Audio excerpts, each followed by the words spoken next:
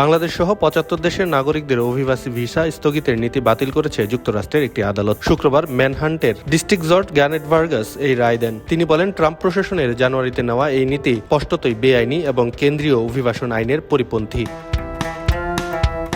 রয়টার্সের প্রতিবেদনে বলা হয়েছে, আদালত মনে করেন শুধু আবেদনকারীরা জাতীয়তার ভিত্তিতে নির্দিষ্ট দেশের নাগরিকের জন্য অভিবাসী ভিসা পুরোপুরি স্থগিত করার সিদ্ধান্ত নিয়ে মার্কিন পররাষ্ট্রমন্ত্রী মার্কো রুবিও তার আইনগত ক্ষমতার সীমা অতিক্রম করেছেন। গত ২১ জানুয়ারি থেকে কার্যকর হওয়া এই নীতিতে বাংলাদেশ ও পাকিস্তান সহ ৭৫টি দেশের নাগরিকদের ভিসা আবেদন স্থগিত করা হয়। তালিকায় লাতিন আমেরিকা, বলকান, আফ্রিকা, মধ্যপ্রাচ্য ও ক্যারিবিয়ান অঞ্চলের বেশ কয়েকটি দেশও ছিল। স্টেট ডিপার্টমেন্টের দাবি, এসব দেশের অভিবাসন প্রত্যাশীদের যুক্তরাষ্ট্রের সরকারি সহায়তার উপর নির্ভরশীল হয়ে পড়ার ঝুঁকি বেশি। তবে অভিবাসী অধিকার সংগঠনগুলো এই নীতির বিরোধিতা করে আসছিল।